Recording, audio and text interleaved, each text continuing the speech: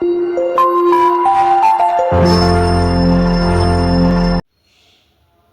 तरफ जहां WHO ने भारत में बढ़ते हुए पोल्यूशन पे चिंता जताई है, खास तौर से भारत के बड़े शहरों में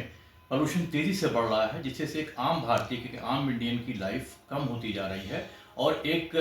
रिसर्च के अनुसार आने वाले समय में भारतीयों की लाइफ 8 से 10 साल कम होने जा रही है, और उसकी सिर्फ एक ही वजह है, वो है पोल्यूशन। तो दूसरी तरफ जो कंटेमिनेशन है खाने पीने की चीज़ों में, उस पर जो आपका रेगुलेटरी अथॉरिटी है, फूड रेगुलेटरी अथॉरिटी FSSAI, उनका कहना है कि खाने पीने के सामानों में जिस तेज़ी से माइक्रो प्लास्टिक और नैनो प्लास्टिक का प्रयोग हो रहा है, वो भारतीयों के स्वास्थ्य के लिए एक बहुत बड़ा चिंता का विषय है। खासतौर से इन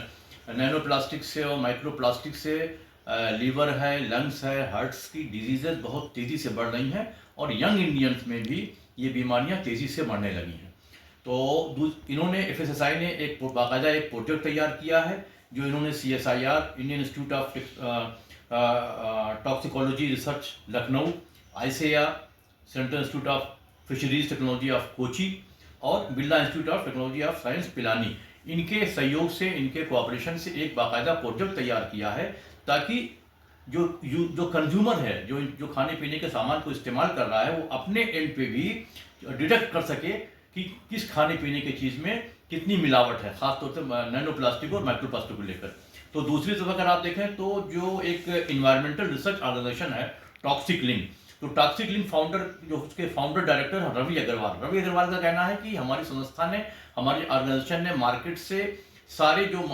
ओपन मार्केट में जो शुगर और साल्ट जो जितनी भी ब्रांड अवेलेबल हो, चाहे वो मार्केट में अवेलेबल हो, और चाहे वो पैक्ड हो, चाहे अनपैक्ड हो, और चाहे वो ऑनलाइन मिलाए गए, सब में माइक्रो प्लास्टिक और नैनो प्लास्टिक पाई गई। और सबसे बड़ी हैरत की बात यह है कि जो आपका आयोडाइज्ड नमक है, जिसके बारे में आप देखते हैं तमाम सेलिब्रिटीज आए दिन बहुत ही अट्रैक्टिव प्रचार टीवी पे और अन्य माध्यम पे, सोशल मीडिया पे दे रहे हैं, सबसे ज़्यादा जो टॉक्सिसिटी है, या सबसे ज़्यादा जो नैनो प्लास्टिक है, माइक्रो प्लास्टिक है, वो आयोडाइज नमक में पाया जा रहा है। यानी 1 किलो नमक में तकरीबन 89 पीसेज ऑफ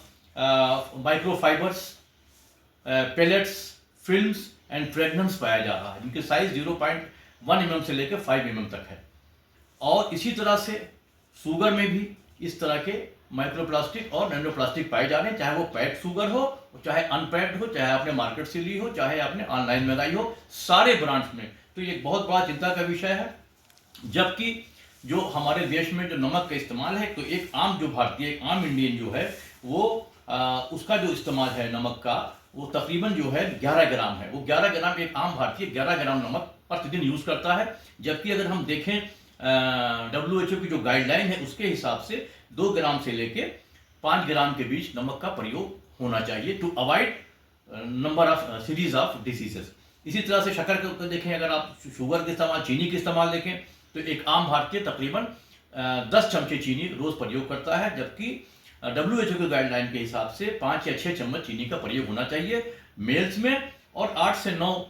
टीस्पून का फीमेल्स में। लेकिन प्रयोग भी ज़्यादा हो रहा है, और जब हम किसी चीज़ का प्रयोग ज़्यादा कर रहे हैं, तो इसके मतलब क्या होता है कि हम जो कंटेमिनेशन है, यानी जो ये माइक्रो प्लास्टिक, नैनो प्लास्टिक अपने अंदर, अपने शरीर में उसको ज़्यादा से ज़्यादा उसका प्रवेश हो रहा है। तो यहाँ चिंता की बात यह है कि इन चीज़ों पे तुरंत कंट्रोल करने की ज़रूरत है, वरना आने वाले समय में माइक्रो प्लास्टिक और नैनो प्लास्टिक की वजह से हमारे भारतीयों में स्वास्थ्य का एक बड़ा विषय खड़ा होने वाला है। मैं शोएब रहमान, इत्तला न्यूज़, हैदराबाद।